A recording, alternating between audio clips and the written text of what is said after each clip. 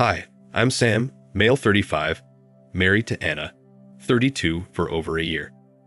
We met on a dating site where we both were enrolled to find serious partners for marriage. Entering the 30s and surrounded by friends and cousins who already have a toddler puts pressure on a single man, don't they? I didn't have a serious relationship for many years, so I'd take the help of these sites to find a woman. Anna was also going through the same phase. Being a woman, she was subjected to the additional stress of losing her fertile years just after entering her 30s. On the very first interaction, she made it clear that she was there for no fun, seeking a serious relationship, and so did I. We hit off really well.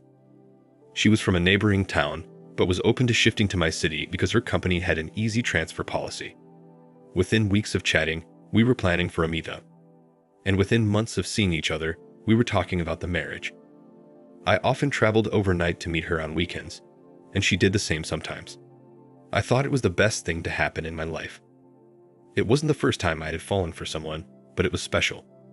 We met each other's parents, and they were more than happy to bless us for married life. We soon married, and I felt the selfless love and care I'd never experienced. A year after our marriage, Anna's uncle passed away, and we flew down to her hometown.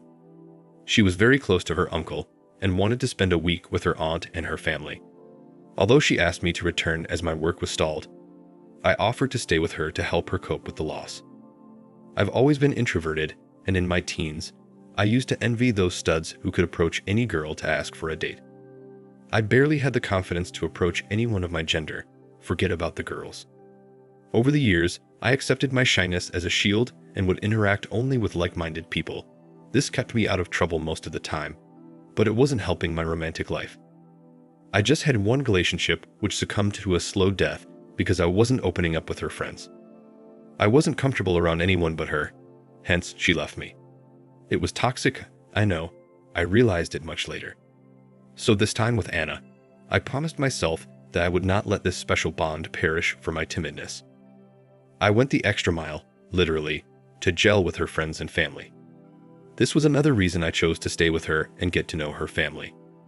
Before the wedding, I just met her parents for once, and then straight on to the wedding along with a few relatives. So I took that opportunity to spend time with her family. During that stay, I met with her cousin, Brian. Anna's deceased uncle was Brian's father.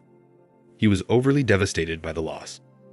I found Brian quiet and timid, hence I made an extra effort to bond with him because I knew the pain of being an introvert. Brian was 30 and still living with his parents because he was supposed to overtake the family business. I don't know if there was something different in their family or with the town. Most of her cousins stayed with their parents and took care of the family business. When I asked Anna, she said her family was traditional and had been in the construction business for ages. Her great-grandfather started out small, but created multiple business units which he distributed amongst his children, and that's how the legacy was passed on. I was fascinated by it. As per Anna, Brian was a black sheep who wasn't interested in running the family business and was interested in a creative field, probably wanting to have an art gallery or something. However, his family did not approve of his passion and forced him to join his father and brothers at the office. While Brian did not open up much about his life, Anna asked if I could help him set up a gallery by pulling up some of my contacts. Actually, I worked for an e-commerce startup that deals with antique jewelry. Although I didn't know anyone who could actively help Brian, I agreed to help with the confidence that I could figure out something. It was a peaceful week's stay with her family. I got to know them and their tradition. Anna took me to her ancestral homes by the countryside and made me taste the local cuisine. I was amazed at how diverse we are as a country. I was born and brought up in the heart of LA, hence, I'd never been exposed to those cultures before, and I loved it. Soon after we returned, Anna told me that Brian wanted to move to LA to pursue his career and requested that we let him stay with us until he got a job. I happily agreed. This was a month ago. I greeted Brian and made him comfortable at my house. He said he would look for a part-time job and meanwhile pursue his passion for art. I offered to help him in any way I could. As the days passed, I noticed a very peculiar behavior in Anna. Although she seemed much happier than she used to be before her cousin moved in, she distanced herself from me romantically. Before Brian moved in, we never had to think about privacy because we lived by ourselves. The whole house was our bedroom. You know what I mean? After Brian moved in, we just had our bedroom. So whenever I took the initiative for intimacy, she would push me off saying that her cousin was around and he might hear us. I backed off for the initial few days without any second thought, but now it's getting on my nerves.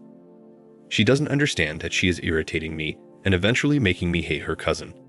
There is one more problem: food. The thing is, Brian has a fetish for seafood and I'm allergic to it. I also cannot stand the smell of it. It is understandable to cook favorite meals for the guests, but Brian was not a guest. He is living with us. I didn't mind when she cooked it for the first week, but having seafood on the table every other day annoys me. That too, if I had to fill my stomach with just salad. We had divided the responsibility in a way that she would cook and I would clean, so I had no option but to wash the stinky dishes on which she and her cousin had gorged upon. I know I might sound rude, but I'm frustrated. When I confronted her that she should make something for me as I can't have a salad every day, she said she doesn't have the time to cook 2 different types of meals. I suggested she could themselves take a break for seafood on some days and cook something else so I could also have a full meal. She got defensive, saying that I was rude. Sometimes, I don't understand her. Brian too doesn't lift a finger at the house. I mean, he's no longer a guest. He's been staying here for 2 months, and I don't know how long he will stay further. He should take up household responsibilities, considering he's living rent-free with free food. I reached my boiling point yesterday when I asked her to switch responsibilities, that I would cook and she would clean. I know I tried to play smart and take control of the food, but she turned out smarter and caught me. She said that if I took the responsibility of food, she and her cousin would have to bid goodbye to seafood which she couldn't compromise. She suggested I cook my own meal if I was that adverse to marine animals. I hated her sarcasm. I wanted to yell at her and knock some sense into it that I work for 45 hours a week, and I cannot spend endless hours in the kitchen. The thing is, I'm getting annoyed by them to the point that I don't respond properly to Anna or Brian. Anna's protectiveness for her cousin makes me hate him, and I want him to move out ASAP. Sometimes when I clear my head and think, I feel that I'm being rude to Brian, and maybe I'm giving a signal that I'm doing a favor to him by letting him live with us. I genuinely don't feel like that, but Anna's attitude is pushing my buttons. I have discussed this with a few of my colleagues and got a mixed reaction. Some say I'm annoyed because our privacy is intruded, and some acknowledge a problem with Anna. I'm posting it here to get some perspective. If anyone has faced a similar issue, kindly suggest what I should do. Now for the first update. Hi all. Thanks for hearing my rant and giving some solid advice. The day after my original post, I subtly brought up the topic on the dinner table in front of Brian that we should make a weekly dinner menu that should have the preferable food of all 3 of us rotated over a week, so that I could at least have a proper food on 2 days of the week. Anna rolled her eyes, indicating I shouldn't have brought that topic in front of Brian. But Brian was quick to agree and apologize for being inconsiderate all the while. The discussion ended on a good note. I felt I was unnecessarily exaggerating the situation, which got solved so easily. While one of the issues got solved, or at least got mitigated, Anna's growing distance still bothered me. Our sex life is close to null because she's too busy setting up her cousin's life. She has been taking a lot of leaves from her office to accompany him to his interviews. Brian is also looking for a job in a ceramic institute. I don't know if I had a limited understanding of art or if he's confused about his job plans. I don't know. I'm just watching them running haywire, dumbfounded, waiting for the day he gets a job and moves out. Anyways, today I'm here to share a pestering concern.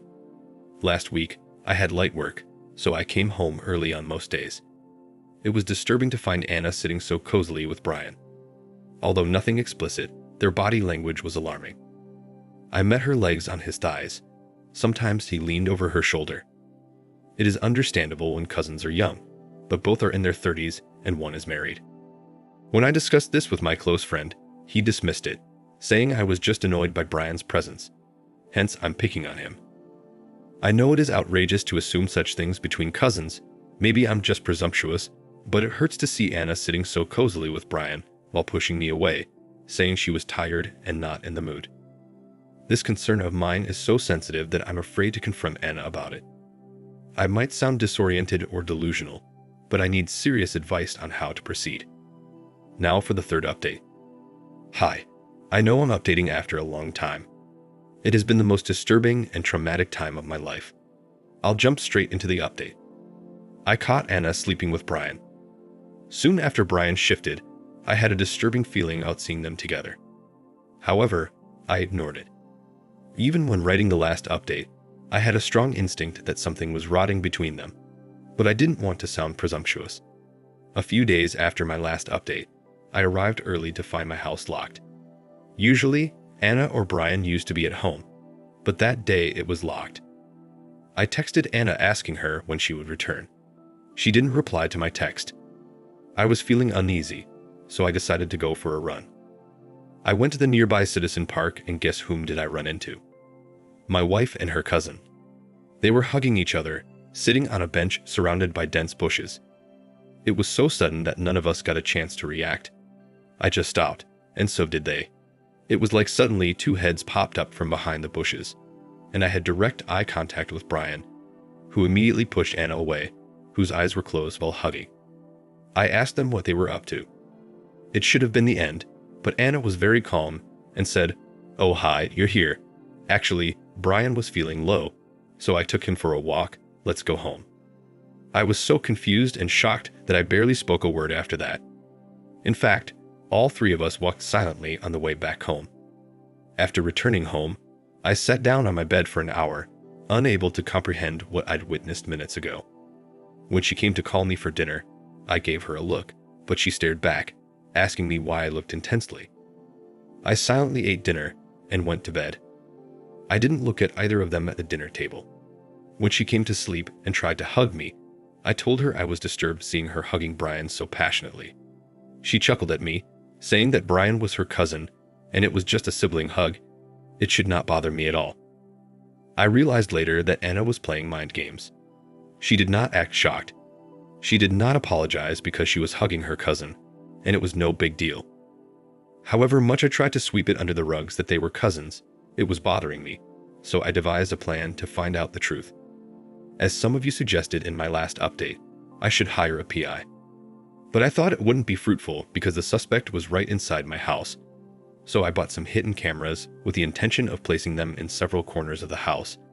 But the challenge was that Brian was mostly at home. I don't know what he was up to. By then, I'd understood that he was not serious about work. He was lurking around in my house, and I had to get rid of him, anyhow. I told them my company is sending me on a 2-day work trip to London. Before that, I would work from home for a few days to finish a presentation I would need on my London visit. It was all made up, but I did take a week off from work to wrap up this saga, and I did book a flight ticket to show them. So while I was at home, Brian would dress up formally, take his files, and pretend he was going for an interview. I don't know. I may be assuming that he was acting, but I don't care. I used the opportunity to plant several cameras and mics in different corners of the house.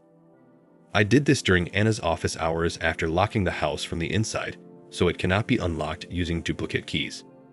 Although nothing concrete came up, except Anna and Brian exchanging intense eye contact and Brian fondling Anna's hand while passing. That evidence could also prove what was happening between them, but I wanted a dirty one to humiliate them. On the day of my scheduled flight, Anna offered to drop me at the airport. Maybe she wanted to ensure that I was actually out of the country before they started their dirty business. I declined, stating that my flight was in the evening and I would leave directly from my office, so it was unnecessary for her to hassle. That day, I left the house and checked into a hotel for 2 days. I waited patiently until the evening when Anna returned from her office. She returned home and called me, asking if I reached the airport. I told her I had boarded and the flight was about to take off. I kept the phone on airplane mode just in case she called to check. But why would she bother to confirm when her lover was already caressing her while she was on a call with me? Disgusting. As soon as she disconnected the call, he pounced on her, and I could see my marriage falling apart right before me. A couple of minutes into that, I turned off the app that was displaying the live recording. I knew I would die of suffocation in the next 2 days, so after an hour, I logged in again to see if enough evidence was collected so that I could put an end to this. When I logged in, I found a clip where Brian actually discovers the camera and panics. They then hunt for the remaining cameras and mics, and while doing so, Anna stands in front of one of the cameras and curses me. The recordings had stopped by then, which meant they had destroyed everything. I checked the saved recordings, which were just enough to prove their illicit relationship, so I headed home. I barged into the house to find Anna talking over the phone while Brian had already fled. She had such criminal eyes that I actually got scared for a moment. She accused me of plotting against them. I told her that she should consider herself lucky that I didn't smack her head or chase down her lover, so she could cut short her BS and come to the point. I asked her to confess everything to me or else I would involve her parents. She then narrated that she and Brian were always in love with each other. However, they both knew they could not be together. They had initially decided to never get married and secretly continue with their filthy business. But as Anna hit her 30s, her traditional family insisted she get married, so she was online looking for a guy from a different city to execute their plan. Luckily, she found me desperate enough to marry her without spending too much time dating. In the end, she suggested that we continue to be married couples and lead our lives independently, meaning I can sleep with anyone while she can continue to bang her cousin. I felt disgusted at her suggestion. Unlike in other cases where people plead for forgiveness and a second chance, Anna was unapologetic. Her cold expression gave me goosebumps. I felt so uncomfortable sharing a roof with her that I gave her the ultimatum of a day to vacate the house and move back to my hotel. The next day, she texted me that she had vacated the house. I went to find that actually she did. More than emptiness, I felt a sense of relief. I spent the next few days contemplating my future and the next few weeks drinking over my misery, but that's not important. What Anna did next pushed me to the extreme. A week after Anna left, her parents called my father, threatening to sue me. I don't know why he didn't call me. Her father was that kind of a strict man who would urge to have any critical discussion with the parents and not with the children. Apparently, Anna had told them I was spying on her by placing cameras and mics in the house. She said I was overpossessive about her and had a problem if she spoke to any other men, including her cousin. She also added that I was violent and threatened to smack her head to kill her. This came out of the blue to my parents because I hadn't told them about Anna's cheating yet. In fact, I didn't intend to expose her to anyone, but she left no choice to me. In the moment of rage, I forwarded those video clips to her father. I took Brian's number from the family group and sent a copy to him as well. I also told him he should be thankful to me for not sharing the clips in the family group. Within minutes, my phone was bombarded with voicemails from Anna, accusing me of betraying her. She said it was a deal between us that I won't reveal the truth to anyone. Now, when I retrospect, I remember when I was leaving again for the hotel that night, I told her, "Vacate my house in a day and sign the divorce papers uncontested. I won't expose you." It wasn't a promise. Even if it was, she maligned me in front of her family to come out clean. Her father threatened my parents to chase me down. What else did she expect me to do in that situation? My father suggested that we lodge a police complaint before they filed us for domestic violence. I told my parents I was never violent with her, but they said it would take years to prove myself innocent, so it's better to be vigilant. We lodged a complaint and got a restraining order against Anna and her family. During the divorce proceedings, she joined virtually, citing health issues that barred her from traveling down to another city. She was alone on the video call and kept quiet during the trial. I didn't want any further hassle in my life, so I kept the divorce terms clean. It was a simple, irreconcilable difference between us, and we divorced. It's been 3 months since then, and I have not heard from her or her parents. I think they understood that it was their daughter who was at fault. It feels like I had a long nightmare, and now I'm awake to find the same loneliness. I think I'll take time to get over it. I sometimes still curse myself for being so vulnerable that she was able to prey on me so easily. Nonetheless, I'm recovering. Wish me luck. Thank you for watching. Like and subscribe if you enjoyed the video. See you next time.